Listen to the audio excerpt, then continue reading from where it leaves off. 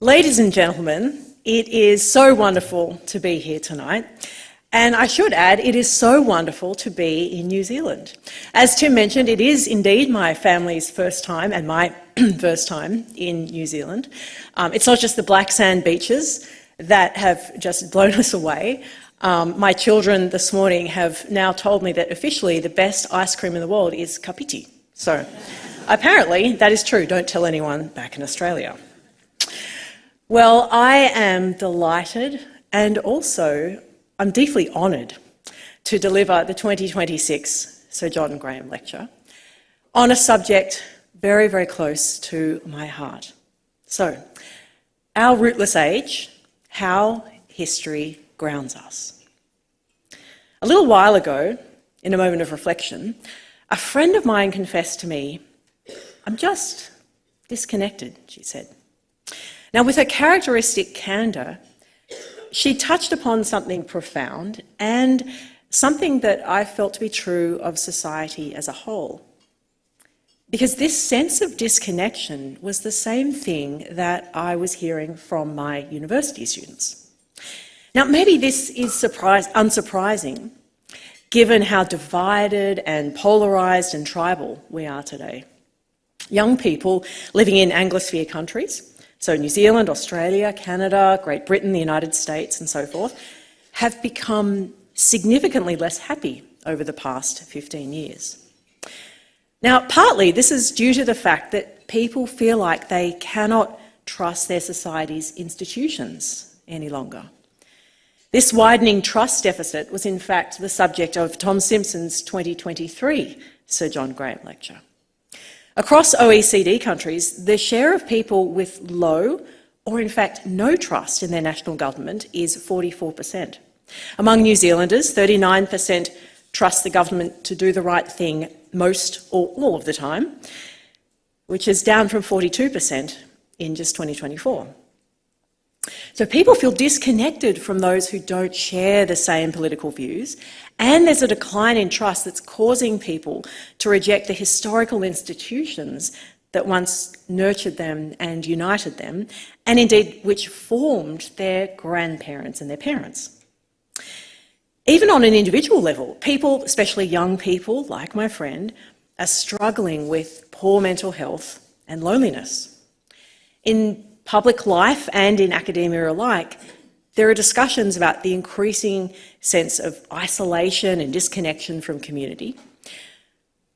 But I want to suggest that there is in fact another, perhaps even a deeper, form of disconnection and rootlessness. I believe that we're becoming increasingly disconnected from our history. In a culture shaped by individualism and digital immediacy, history is often treated as irrelevant, or worse, as divisive. I think this is evident in younger generations, many of whom are abandoning the study of history at school and university. In Australia's state of Victoria, for example, enrolments in the high school senior history course have plummeted to less than half in the 8 years leading up to 2022. Moreover, we're losing our ability to engage with history in a way that edifies us rather than divides us. Ideas about self-creation and fulfilment replace the histories which once endowed community and social life with meaning and bequeathed a sense that the individual was part of a larger story. I want to do three things tonight. First, I want to diagnose this phenomenon of rootlessness, what I call our ahistoric age. I'm a historian of ideas, so I'm not here to tell you about New Zealand's history. But what I do want to do is reflect broadly on the state of culture and society in the West, and about why history matters. And I aim to do so in a way that resonates with what you might be witnessing here in New Zealand. Second, I'll suggest a way forward out of our ahistoricism by outlining how we might begin to engage with history well through the faithful stewardship of the past. And finally, I'll show how this approach to history can help us by giving us hope in a very rootless age. So, part one, the ahistoric age. Let me begin by giving you a bit of a personal illustration of the rootlessness of our culture. Now, this is back when I was in my 20s and completing my PhD at Cambridge.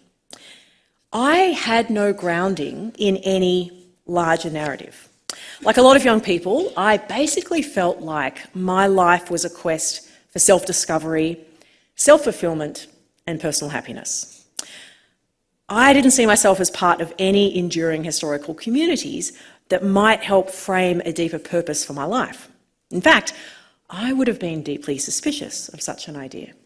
I had few external points of reference as I went about pursuing my desires and aspirations. Pursue your dreams, live your best life, reach self-fulfilment, and this is what I thought life was all about. So I had no larger narrative that might give me a normative vision for human flourishing, a transcendent grounding for morality, or even a means of addressing some of life's ultimate concerns. I was also an atheist, so I believed that there was no such thing as any ultimate meaning and that nothing was transcendent. I was proudly authentic, but ultimately rootless. Now, today I'm an associate professor of history and I've become a Christian, and what strikes me is that just like some of my university students and the friend I mentioned at the beginning, I was disconnected, ironically enough, from history. I've coined the term the Ahistoric Age to identify the way in which contemporary Western societies have largely lost their meaningful engagement with and connection to history. Let me briefly outline 3 characteristics of what I term the Ahistoric Age: irrelevance, ignorance, and ideology. So first, the past is irrelevant, I think, to our culture's sense of what constitutes the good life, which is basically, like I described, this life of self-creation, often referred to in the literature as expressive individualism. You see, expressive individualism is an ahistorical way to live because rather than receiving the stories that are handed down to us and finding our place in society, that is, in historical communities, we're trained to regard ourselves as highly autonomous subjects of our own creation. In other words, we constantly just create our own identities. And younger generations, in particular, are unmoored from their historic sources of identity. And now they carry this enormous existential burden of having to create their identity entirely themselves. I actually think that the digital revolution and the rise of social media exacerbate this. The constant flow of our news feeds means that content is updated constantly.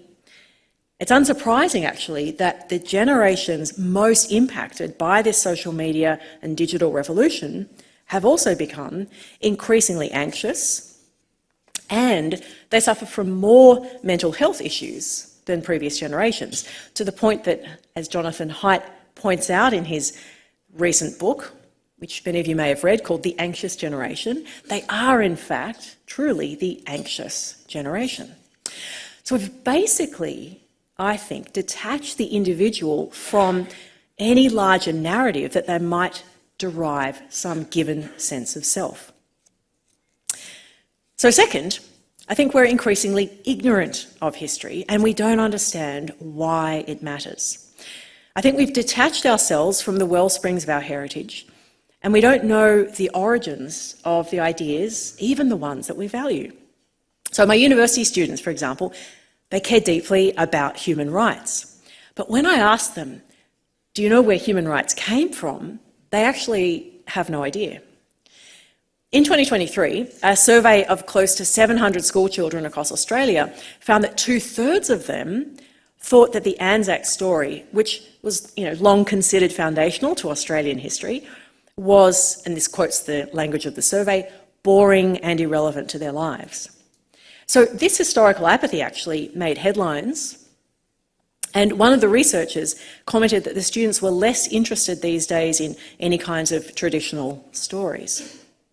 When I taught a class of history on the history of Australian politics at my former university, I asked my undergraduate students, it was a classic thing I would do, to name our first Prime Minister. And out of the entire class, what would always happen is that hardly anyone would know the answer. By the way, it is Edmund Barton, and I'm sure that You all knew that somehow. If you were an Australian audience, you would have no excuse whatsoever. Now, historical ignorance is particularly pronounced in younger generations. Recent studies show that the present-day Americans, for example, all the countries, by the way, tonight are going to come under some degree of scrutiny. So now, the Americans know less about their history than their parents and their grandparents today. A 2019 study conducted for the Institute for Citizens and Scholars tested Americans' knowledge of their citizenship and their history, asking questions about topics including the United States Constitution, why the Americans fought the British, the names of significant presidents and historical figures like Benjamin Franklin. And the survey revealed a clear generational age gap. Those aged 65 years and older scored the highest, with 74% answering at least 6 of 10 questions correctly. Those under the age of 45 scored the lowest. Only 19% even passed the exam. So that's our second characteristic, ignorance. And the third is ideology. I think we tend to reduce the past today to ideology all too often. That is, we're unable to disagree well about the ethical complexities of history without descending into culture wars. I think this is exacerbated by our social media and its algorithms, because what algorithms do, of course, is they polarise opinion. And they sensationalise stories into either condemnation or celebration, so two really simplistic categories. And so when we do see history discussed in the public sphere, it's rare to see civilised and humble disagreement, and indeed a recognition that historical episodes and figures of the past were actually ethically complex. So this brings us to the question, well, why does history matter? And so this is our part 2 about that very question. I think we should think of history not just as an academic discipline, but also as something that we inhabit and something we practice, and actually something that we pass down as human beings. Here are 2 of the most pertinent reasons, I think, that history matters more than ever today. The first is that people need larger collective stories to live by. If you have no narrative that enables you to understand yourself as a being in time, with a past and a present and a future, then you have no coherent sense of who you are. Now, we know this intuitively to be true on an individual level, but it is also true collectively for societies. There's no human civilization or society which has managed to survive that has done so without a sense of who they are in time, right? Without a sense of their story. One of the first things historically that conquering armies and revolutionaries have done when they want to destroy a society or a civilization is to destroy its history. Individuals and societies, they need history for stability, and they need to know where they've come from in order to know who they are. Now, the second reason that history matters is that if you live a life in which you're rootless and you're disconnected from history, then you deprive yourself of the centuries-long conversations about some of the most important questions that we still deal with today. Questions like, what does it mean to be human? What is the good life? Do we have obligations to the poor and the weak and the sick, the marginalised? These are actually questions that civilizations all the way back to the ancient Near East, to classical Greece and Rome, to Europe and the Americas and Australasia have engaged with. Reflections on these profound questions have often actually been taken up not just through traditional written genres, but actually through the creative arts. Think of how Renaissance sculpture or the architecture of the Taj Mahal might invite us to reflect upon the principles of beauty, or how we might reflect upon humanity's relationship to nature through hearing the poetry of William Wordsworth or the music of Beethoven, or opening our eyes to the ancient tradition of landscape painting in Japan. You see, we deprive ourselves of the riches of these conversations, and indeed of the humanities and the creative arts more broadly, if we don't know our history. I think C.S. Lewis put it best when he said, if you join a conversation at 11 o'clock, which actually began at 8, then you miss the full bearing of what is being said. So in other words, we lose the shared stories that bequeath to us not only a sense of collective identity, but also a way of addressing some of life's deepest questions. In previous generations, we were far more adept at passing down these larger narratives, I think. The generations, so for example, who lived through the world wars of the 20th century, handed on stories of endurance on the battlefield, but also on the home front. I remember some of these stories from my grandparents. And these were stories of women managing rationing, working in munitions factories, of children making do, of communities coming together to care for war widows and orphans. Such stories did more than instill a sense of collective identity. They addressed deeper questions. These are questions about the nature of good and evil, about the nature of the good life, about why it was right to resist Nazism, why individuals made immense personal sacrifices for the sake of the community and for future generations.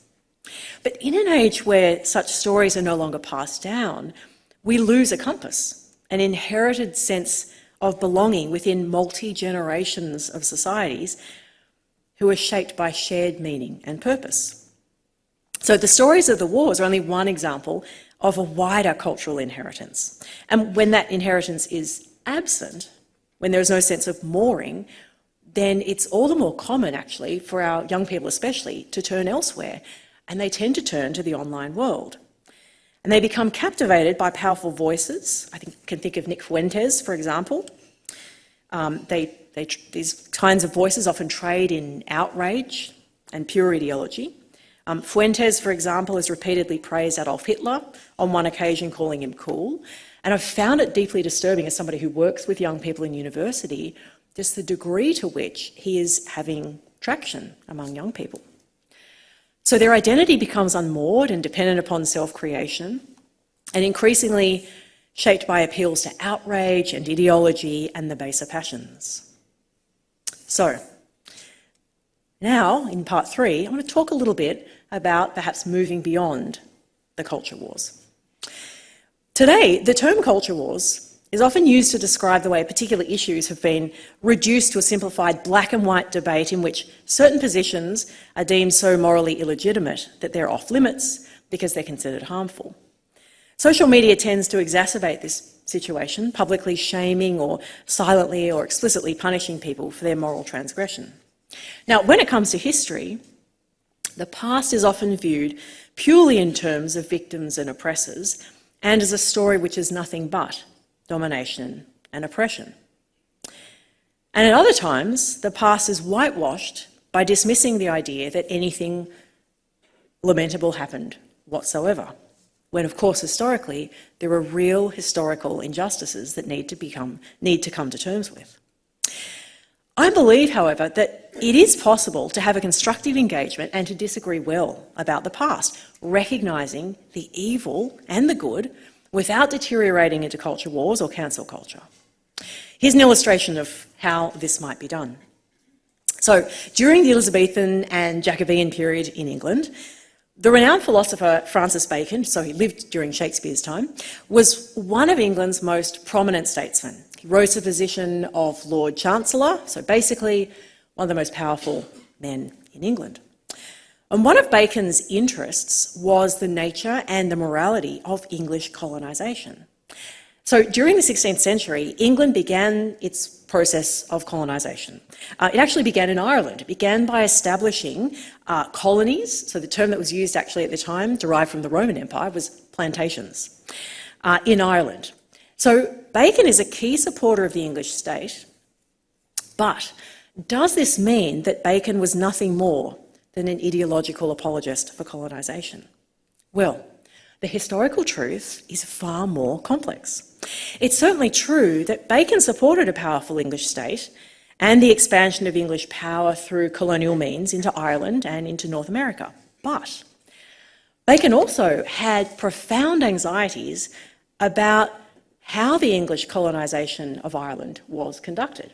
He wrote an essay called Of Plantations, and in that essay, let me quote him, he makes the following statement: "I like a plantation in a pure soil, that is, where people are not displanted to the end to plant in others, for else it is rather an extirpation than a plantation."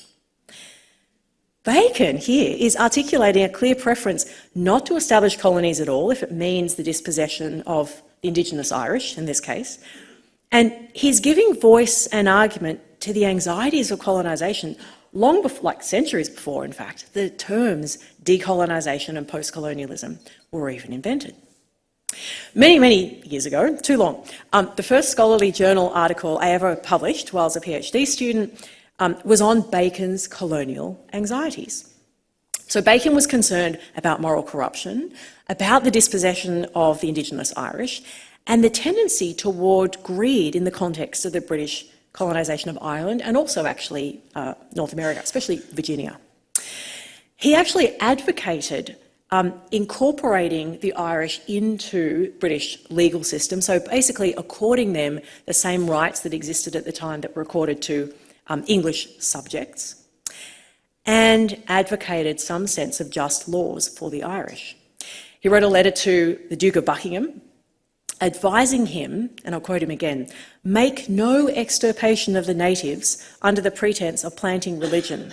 God will surely in no way be pleased with such sacrifices." So this brief vignette of Bacon's concerns about colonisation gives us a glimpse of how history is far more complex than the culture wars would have us believe. Bacon was not opposed to colonisation per se, but he had serious misgivings about various aspects of how the English conducted themselves. In other words, this story is enormously complex. True stories always are, and they diagnose the folly of ideological oversimplification. Understanding the complexity of the past, I think, gives us the tools to understand the complexity of the present. And I want to suggest that if we think of ourselves as having a responsibility to steward the past, it gives us a way of understanding this present and moving beyond the culture wars. So let me talk a little bit more in detail now about stewarding the past. There are two aspects to the work of stewarding the past. So first, this vocation, and I really do think it is a calling, involves uncovering overlooked histories. It involves bringing injustices to light, recognising the flaws and the failures and the injustices of earlier generations. So I call this tending the past. Second, though, what I'm proposing is also an act of keeping the past, so the more conservative act of preserving the transmission of historical knowledge. And I should note that my vision of stewarding the past, so these metaphors of tending and keeping, is inspired by the Old Testament idea of humanity's priestly responsibility for the creation. That's where that phrase, depending on the translation, tending and keeping comes from. Now, the first task, tending the past, requires us both to acknowledge the injustice where it arises and to recover overlooked stories, as I mentioned. William Cooper's story, I think, is a lovely illustration of what this actually might look like in practice. Now, you may not know William Cooper, but he was one of the leading figures in the struggle for civil rights for Indigenous Australians in the early 20th century. An Indigenous rural labourer and a member of the Yorta Yorta people, William Cooper lived at a time when Aboriginal Australians were not fully recognised as citizens. So their voting rights were inconsistent across the different states and the territories. In 1933, so William Cooper drafted a petition calling for representation in the federal parliament for Indigenous people and for the extension of voting rights. So Cooper spent years travelling between Aboriginal reserves. He collected over 1,800 signatures, as well as the marks of those who couldn't read or write. In 1937, he presented the petition to the Commonwealth Government, and it argued that Aboriginal Australians were entitled to the same legal rights as white Australians. I'll quote from it. He wrote, "We are humans like yourselves with feelings in the eyes of Almighty God, and we can have our joys and our sorrows, our likes and our dislikes, that we can feel pain, degradation, humiliation, just as you do." The Australian Parliament failed to deliver the petition to the King, and in response, Cooper organised the Day of Mourning in 1938 on the sesquicentenary of colonisation. So in other words, the arrival of Captain Arthur Phillip and the First Fleet in 1788. And he did this to draw attention to the injustices suffered by Aboriginal Australians. It's no surprise then that he is commemorated in the National Museum of Australia's website, which includes a tribute to his life and his work. But in reading that tribute, one wouldn't discover a crucial fact about Cooper, one that's essential to understanding both the man and the driving force behind his advocacy. Cooper was a Christian.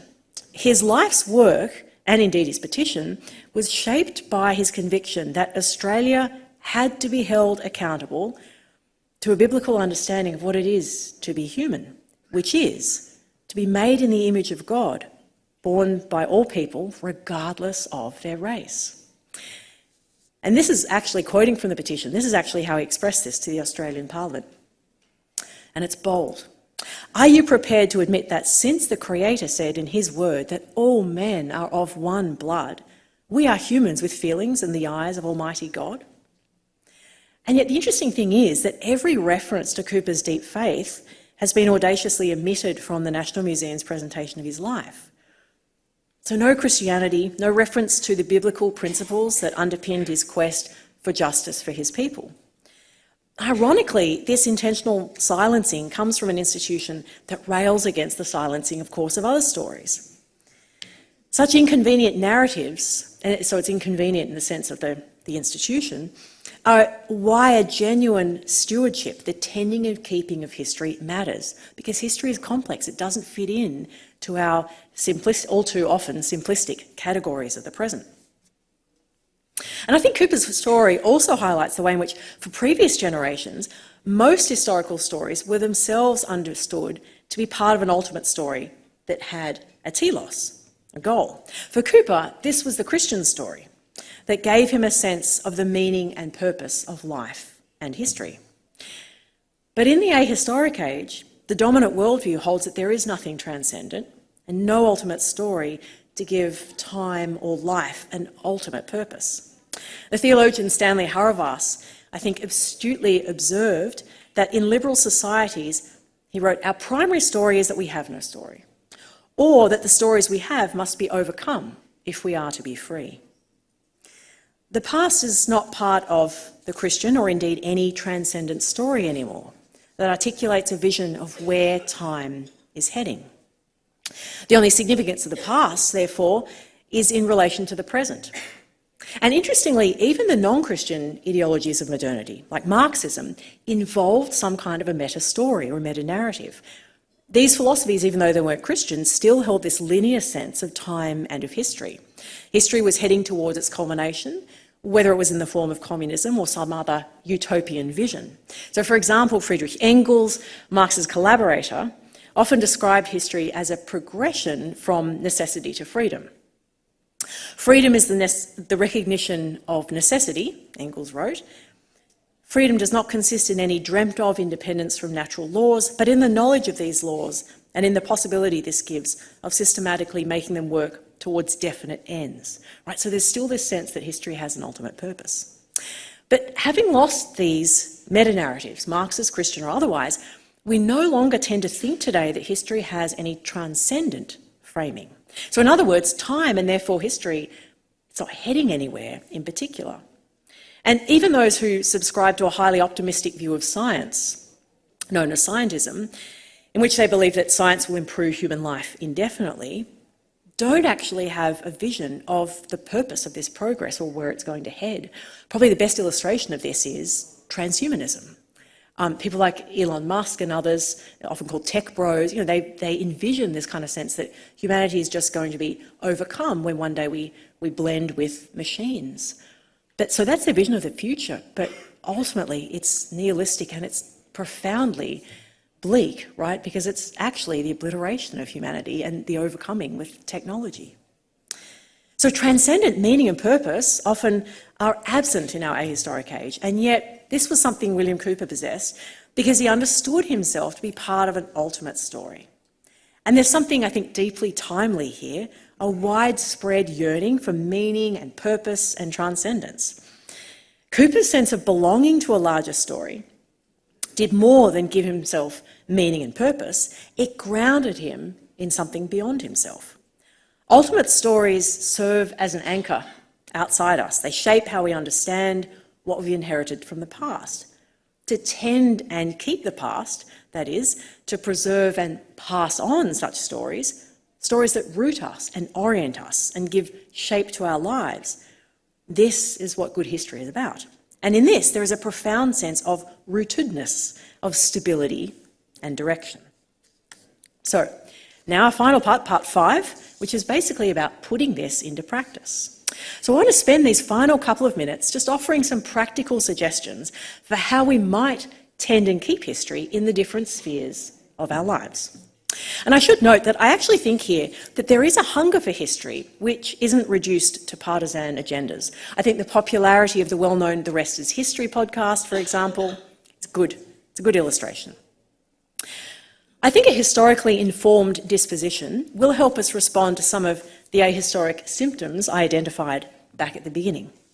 First, I'd advocate for a more historically informed public conversation about policy, whether in foreign affairs, education, or public health.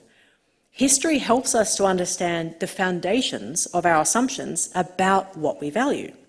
For example, the conviction that every human life, regardless of race, gender, illness, or disability, possesses equal moral worth, rests upon a long historical inheritance from Christianity concerning the dignity of the human person. In order to have healthy public policy discussions, we also need to be reading about and talking about and teaching robust and non-ideological histories of our nations, of our culture, and of our public and private institutions. In Australia, for example, we need to understand where parliamentary democracy came from, why we're governed by and value the rule of law, why we have institutions like universities and museums and public libraries and so forth. I'm sure much of that is also the case here in New Zealand. So where have these institutions come from? What are they for? What vision did their founders have? I think education policy is a particularly important area. If we're serious about grounding ourselves in the past, our schools and our universities must sustain a rigorous and well-formed history curriculum. It should resist the temptation to politicise and reduce history to simplistic and misleading categories. And I think there are ways of understanding the complex histories of empires and nations that can wrestle, actually, with the coexistence of good and evil. And I think this will help young citizens not only understand where their country has come from, but also enable them to engage with this history in such a way that enables them to see the enormous virtues as well as the shortcomings of their own country, past and present. At a local level, I think there are many ways in which we can pass down and live into the larger stories of which we're a part. This can involve both conserving and uncovering stories of communities, of schools, perhaps of churches, neighbourhoods, ethnic groups, and families. Such stories are not confined either to just oral traditions. They're embedded in heritage sites, in buildings and music, in languages, in the arts, and in material objects. My father, for example, passed down to me a journal kept by my three greats, grandmother, during her voyage from England to Adelaide, which is in South Australia, in the 1830s. And in it, she recounts the death of her 4-year-old son, Walter. She describes his personality, his delight in learning to say cooey, which is a native Indigenous Australian term, after arriving in Adelaide, and the grief of his death, the tiny coffin, the graveside funeral gathering in their new country. 5 generations later, I have this journal and I can open it and I can delicately read, I can read her delicate handwriting. And I find her wrestling with her son's death through her faith deeply moving and grounding. I also happen to play my grandfather's violin, which his teacher brought to him from Poland. And that's a story that actually, of course, is embedded in larger stories. It gestures to the wider history of working class immigrants in mining towns in the Hunter Valley, just north of Sydney, and of Jewish immigration to Australia. Perhaps like many people, you pass down not only family recipes, but also the stories in which they're embedded. Perhaps you have your grandmother's needlework, or a boat your grandfather carved, or the books that your grandparents once read. And we're also adopted into stories. Such is the nature of the immigrant experience. By the front door at our home, we keep a copy of the immigration document of my husband's great-grandparents, and this marked their arrival into New York City as Hungarian Jews from Hungary in 1911. And the next generation needs to know that they're part of larger stories, also stories that they're adopted into, and therefore that the burden of a life of relentless self-creation is not one that they need to bear. We're living in an age marked by a profound sense of disconnection and rootlessness. But by faithfully stewarding history, I believe this can be a powerful source of grounding and renewal. I began this evening by reflecting on the conversations that I often have with students and my younger friends, many of whom speak about this deep sense of disconnection. Recently, I've been part of a school community that, recognising this reality, has intentionally reframed various events and traditions in their year, from weekly assemblies to larger fixtures like Heritage Week on their school calendar, around its own history and the larger Christian story.